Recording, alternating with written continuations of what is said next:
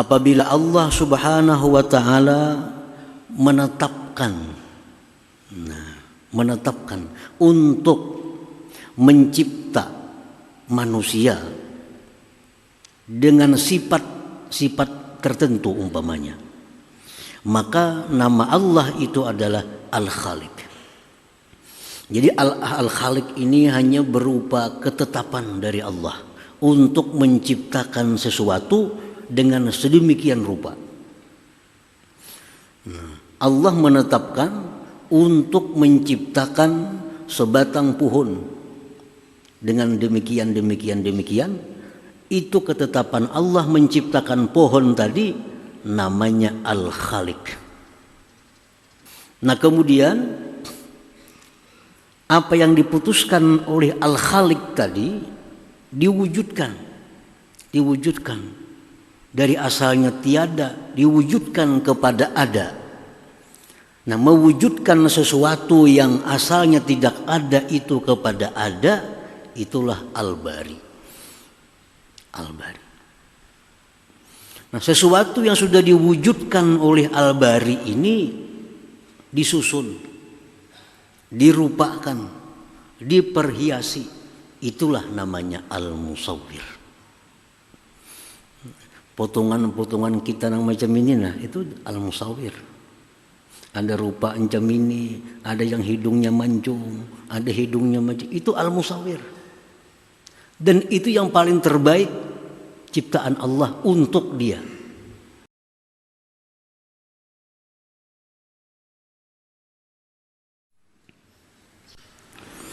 Bismillahirrahmanirrahim.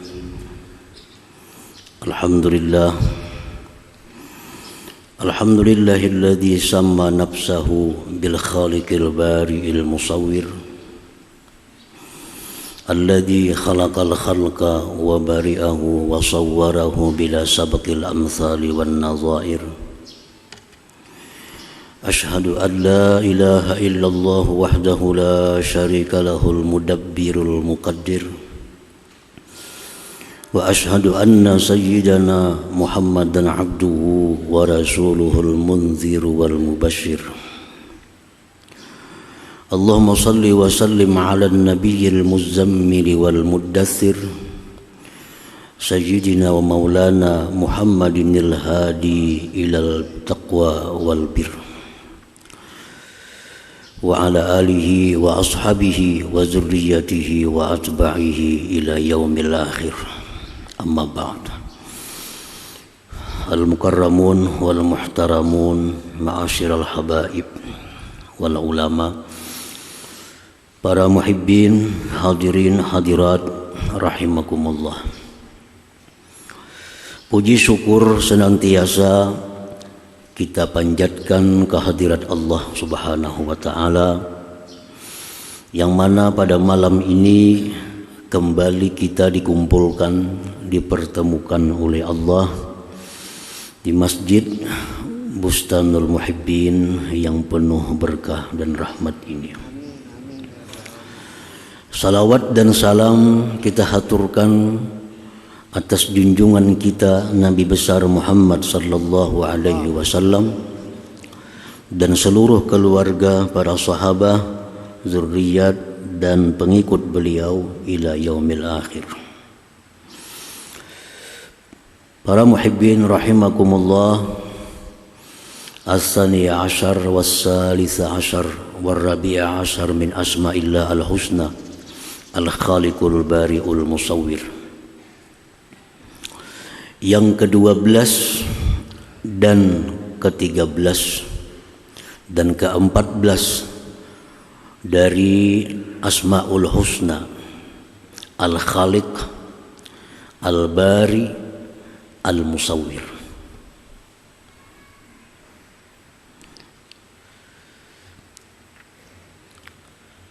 Dalil daripada tiga nama itu sebagai namanya Allah Subhanahu wa ta'ala di dalam Al-Quranul Karim, Allah Subhanahu wa ta'ala berfirman dalam surat Al-Hasyr, Wallahul khaliqul bari'ul musawwir. Al-Khaliq, Al-Bari, Al-Musawwir. Itu merupakan 3 nama yang dianggap mirip maknanya. Tetapi kata Imam Ghazali itu bukan mirip dan masing-masing mempunyai fungsi. Al-Khaliq, Al-Bari, Al-Musawwir. Allah subhanahu wa ta'ala bi'atibari taqdiri hadhil umur yusamma al-khaliq wa bi'atibari al-ijadi min al-adam ila al-wujud yusamma al-bari wa bi'atibari taswiri hadhil umur yusamma al-musawwir. Maka Allah subhanahu wa ta'ala dengan memandang, mengiktibar, menetapkan untuk menciptakan sesuatu, maka dia dinamai Al-Khaliq. Dan dengan mengiktibar Allah mewujudkan sesuatu itu dari tiada kepada ada, dinamai Allah itu dengan nama Al-Bari. Kemudian membentuk sesuatu itu, merupakan sesuatu itu dengan rupa yang terbaik, itu disebut Al-Musawwir.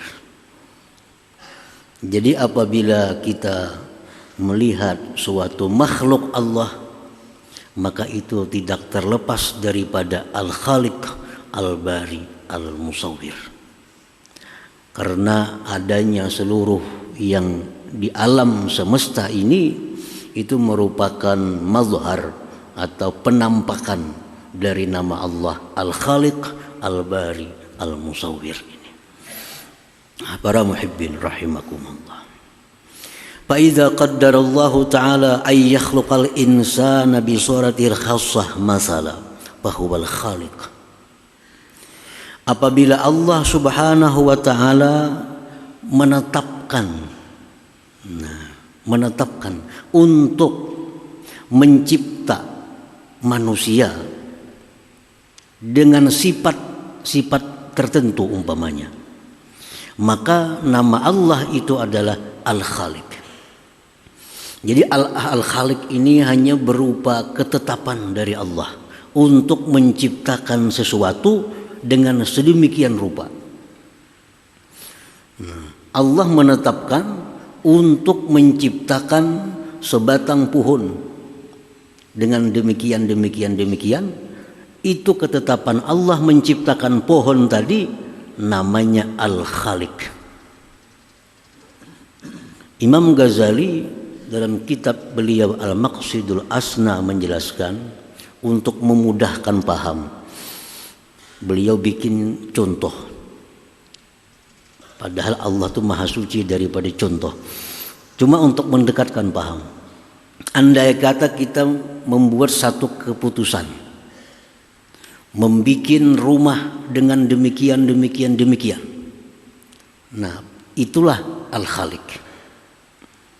Al-Khaliq.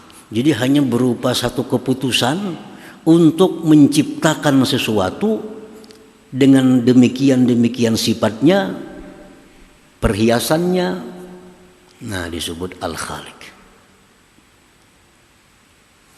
Nah kemudian apa yang diputuskan oleh Al-Khaliq tadi diwujudkan dari asalnya tiada, diwujudkan kepada ada. Nah, mewujudkan sesuatu yang asalnya tidak ada itu kepada ada, itulah Al-Bari. Al-Bari. Nah, sesuatu yang sudah diwujudkan oleh Al-Bari ini disusun, dirupakan, diperhiasi, itulah namanya Al-Musawwir. Potongan-potongan kita yang macam ini, nah itu Al-Musawwir. Ada rupa macam ini, ada yang hidungnya mancung, ada hidungnya macam itu Al-Musawwir. Dan itu yang paling terbaik ciptaan Allah untuk dia. Jadi segala sesuatu yang kita lihat di alam semesta ini itu merupakan hasil ketetapan daripada Al-Khaliq, diwujudkan oleh Al-Musawwir, dirupakan sedemikian rupa oleh Al-Musawwir. Jadi Al-Bari yang mewujudkan, Al-Musawwir itu yang membentuk rupanya. Para muhibbin rahimakumullah.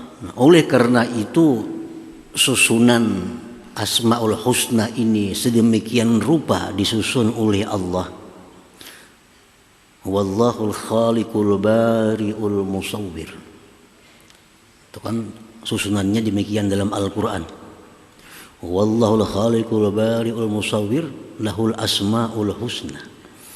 Nah, Allah itu Al-Khaliq, Al-Bari, Al-Musawwir. Itu memberikan satu isyarat kepada kita. Kalau hendak membuat sesuatu,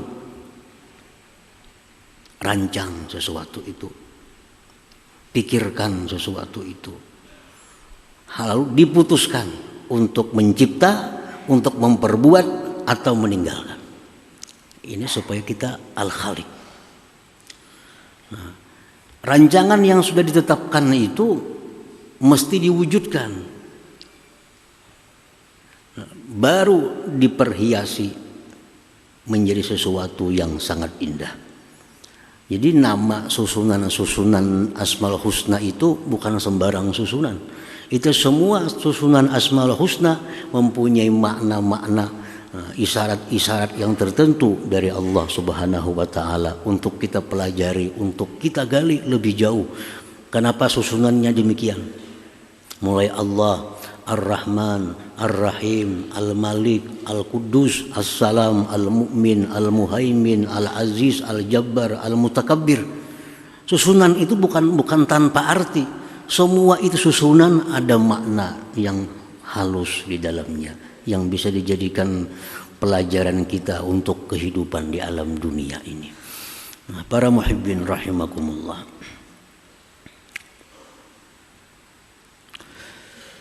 Faidza qaddarallahu ta'ala ay yakhluqal insan bi suratil khassah masala fahuwal khaliq. Apabila Allah sudah menentukan bahwa mencipta manusia dengan rupanya yang tertentu umpamanya, maka itulah Al-Khaliq. Fa idza awjada ma qaddar minal khalqi fahuwal bari. Bila Allah mewujudkan apa yang Dia tetapkan, Dialah Al-Bari. Wa idza sawwarahu bitilka suratil muqaddarah fahuwal musawwir. Bila Allah membentuk, merupakan sesuatu dengan rupa yang sudah ditetapkan, itulah musawwir. Jadi tiga nama ini hampir tidak bisa dipisahkan. Al-Khaliqul Bari'ul Musawwir. Imam Ghazali pun di dalam kitab beliau dalam membahas kalimat ini, Asmaul Husna ini biasa Ar-Rahman satu bab, Ar-Rahim satu bab. Nah, untuk ini tiga sekaligus. Karena merupakan kesatuan yang tidak bisa dipisahkan antara Al-Khaliq, Al-Bari, Al-Musawwir. Nah, para muhibbin rahimakumullah. Al-mu'min bi asma'illah, orang yang beriman dengan nama-nama Allah, Al-Khaliq, Al-Bari, Al-Musawwir. Nah, kita beriman nama Allah itu ada Al-Khaliq. Kita beriman nama Allah itu ada Al-Bari. Kita beriman nama Allah itu ada Al-Musawwir. Keimanan kita kepada nama-nama ini adalah wajib. Kada percaya kafir. Berarti kada percaya dengan Al-Quran. Nah, apabila sudah kita beriman bahwa Al-Khaliq seperti tadi, Al-Bari seperti tadi, Al-Musawwir seperti itu, nah keimanan kita kepada tiga nama Asmaul Husna ini akan membuahkan satu 2, 3 perilaku kepada kita. Karena setiap kepercayaan pasti membuahkan perbuatan kita. Kita percaya kepada api itu panas, lalu kita menjauh dari api karena percaya api itu panas. Setiap kepercayaan akan membuahkan satu kelakuan. Nah, apabila kita percaya, beriman bahwa nama Allah itu Al-Khaliq, Al-Bari, Al-Musawwir, apa kelakuan kita yang dituntut oleh keimanan itu?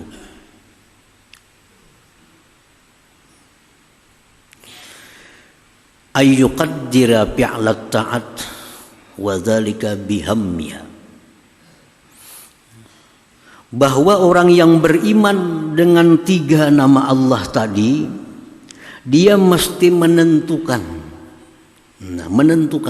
akan memperbuat ibadah, akan memperbuat taat.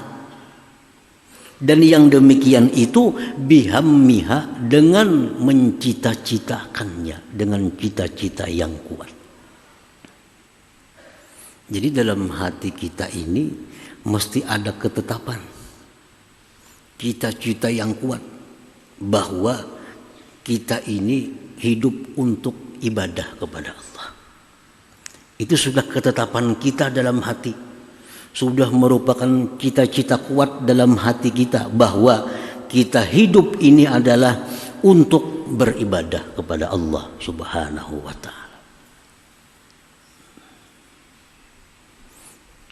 Baik secara umum atau lebih baik lagi ketetapan-ketetapan ibadah, cita-cita ibadah kita itu kita rincikan satu persatu agar lebih banyak dapat ganjaran pahala dari Allah Subhanahu wa ta'ala.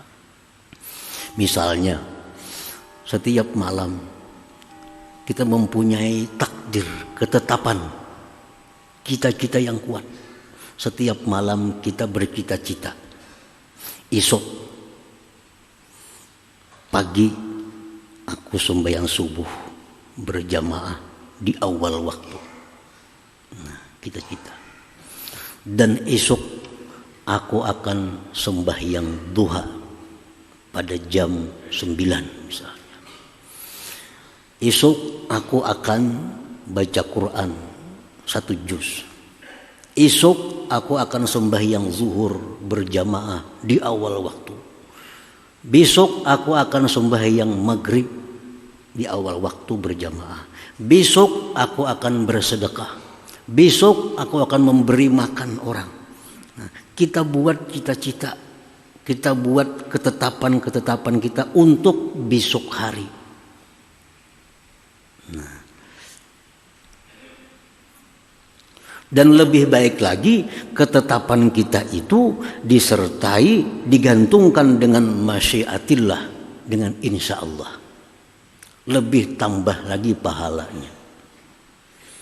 Jadi kita malam, baik kita beraba, baik kita duduk di kursi, baik kita apa, nah, kita merenung, hati kita bicara, menetapkan kegiatan-kegiatan keagamaan esok hari. Rencanakan. Dan itu apabila diakhiri dengan insya Allah, maka apa yang kita cita-citakan malam tadi untuk esok itu harapan besar akan ditolong oleh Allah Subhanahu wa ta'ala untuk mewujudkannya. Jadi alangkah baiknya cita-cita ibadah yang kita lakukan di masa akan datang kita tutup dengan insya Allah. Berkat insya Allah itu Allah bantu kita untuk mewujudkan cita-cita itu. Para muhibbin rahimakumullah. Di dalam sebuah hadis yang sahih disebutkan bahwa Rasulullah bersabda yang maknanya Nabi Sulaiman bin Daud alaihi salam, beliau mengawini 60 perempuan. Ada riwayat mengatakan 70. Ada mengatakan 90. Walhasil Nabi Sulaiman mengawini banyak perempuan. Apa alasan beliau kawin dengan banyak perempuan itu? Karena beliau punya cita-cita, punya niat. Satu orang istri akan melahirkan satu anak yang akan berjuang fisabilillah. Cuma waktu itu Nabi Sulaiman kada ingat mengucapkan insya Allah. Itu masalahnya, kada ingat mengucap insya Allah. Nah, waktu berjalan, semua bini sidin itu tamanang. Tamanang jadi kenapa mandul. Pada malah alang 90 bini mandul. Cuma satu yang bisa melahirkan. Yang lahir itu pun anaknya kada sempurna, hanya separuh tubuh, kada bisa apa-apa. Rasulullah SAW Nabi kita bersabda, memberikan komentar terhadap kisah itu. Ujar Nabi kita, andai kata Nabi Sulaiman itu mengucapkan insya Allah, maka semua istrinya akan melahirkan pejuang-pejuang fisabilillah. Jadi setiap kali kegiatan, rencana kegiatan kita ibadah, sangat dianjurkan dalam agama kita ditutup dengan insya Allah itu. Besok kita punya niat, malam ini punya niat, malam ini punya cita-cita yang kuat, malam ini punya ketetapan, esok sembahyang subuh, duha, sembahyang zuhur, berjamaah, memberi makan orang, bersedekah, berbuat macam-macam kebaikan, insya Allah. Itu akan dibantu oleh Allah. Jadi kalau kita beriman dengan nama Allah Al-Khaliq, kita mesti menetapkan perbuatan-perbuatan ibadah kita. Karena kita dicipta oleh Allah hanya untuk satu, ibadah kepada Allah Subhanahu wa ta'ala. Nah kemudian sesudah kita bercita-cita demikian, bukti iman kita kepada Al-Khaliq, sampai besok waktunya wujudkan ibadah yang kita citakan itu sebagai bukti iman kita kepada Al-Bari, nama Allah yang mewujudkan apa yang ditetapkan. Janji subuh sembahyang berjamaah, laksanakan. Pukul 9 janji sembahyang duha, laksanakan. Janji malam tadi membaca Quran 1 juz, laksanakan. Nah, semua cita-cita itu kita laksanakan. Nah, hadirin hadirat para muhibbin rahimakumullah. Jadi keuntungannya kita mencita-cita kebaikan itu, keuntungannya kita menetapkan satu kebaikan yang akan kita perbuat di waktu yang akan datang itu kita sudah dicatat oleh Allah satu kebaikan. Satu kebaikan.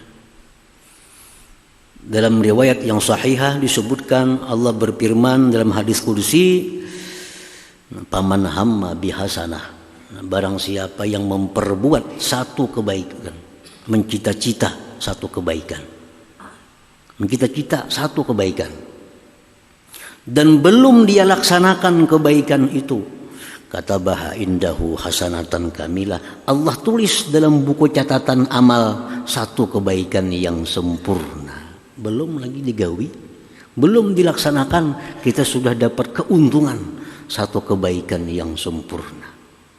Jadi itu keuntungan ibadah yang dicita-citakan dengan ibadah yang secara spontan. Ibadah yang dicita-citakan itu ada plusnya. Berapa jam kita waktu mencita-cita ditulis oleh Allah, dan kita dijadikan orang yang punya maksud baik. Nah, dijadikan Allah orang yang punya niat yang bagus.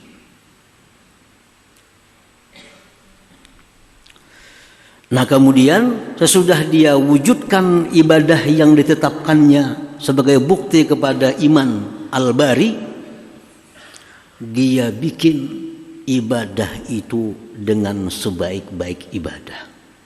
Jangan asal ibadah. Dia bentuk ibadah itu dengan rupa yang sebaik-baik rupa ibadah, sebagai bukti dia beriman kepada nama Allah Al-Musawwir.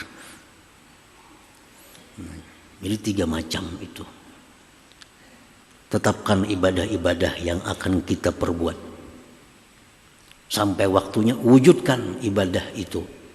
Yang ketiga, hiasi, perbaiki ibadah itu sehingga menjadi ibadah yang sangat baik di sisi Allah Subhanahu wa taala. Para muhibbin rahimakumullah. Nah, bagaimana cara menjadikan suatu ibadah itu menjadi ibadah yang bagus? Imam Al-Ghazali mengatakan, yang pertama, ibadah yang kita perbuat ini menjadi ibadah yang bagus bi ikhlasil amal, dengan mengikhlaskan amal. Ikhlas amal ini seperti apa? Ikhlas amal ini kaniyatil imtisal li amrillah ta'ala. Seperti dia niat melaksanakan perintah Allah Subhanahu wa ta'ala. Sembahyangnya menjunjung perintah Allah, baca Qur'annya menjunjung perintah Allah, memberi makan orang lain menjunjung perintah Allah, silaturahmi menjunjung perintah Allah, menuntut ilmu menjunjung perintah Allah. Itu amal yang indah, yang bagus apabila kita ikhlasul amal, ikhlas dalam beramal. Nah, yang kedua, supaya amal ibadah kita ini lebih indah lagi, al-ikhlas fi talabil ajr. Ikhlas dalam mencari pahala. Ikhlas dalam mencari ganjaran. Bagaimana ikhlas mencari ganjaran itu? Kabtigha'i mardatillah, seperti menuntut, mencari keridaan Allah. Jadi kita beramal karena menjunjung perintah Allah dan mencari keridaannya. Mencari keridaannya. Termasuk dalam bab ikhlas mencari pahala ini, seperti dia minta ganjaran kadukhulil jannah, seperti masuk surga. Masuk. Aku sembahyang ini karena Allah dan supaya ke surga.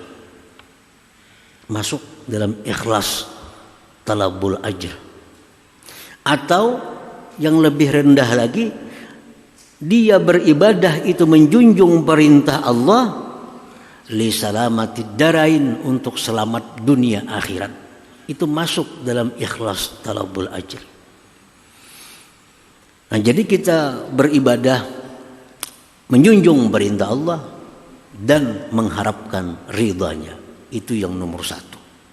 Itu amal yang sangat indah dalam pandangan Allah Subhanahu wa ta'ala. Lebih indah daripada orang beramal karena mencari surga atau mencari selamat dunia akhirat.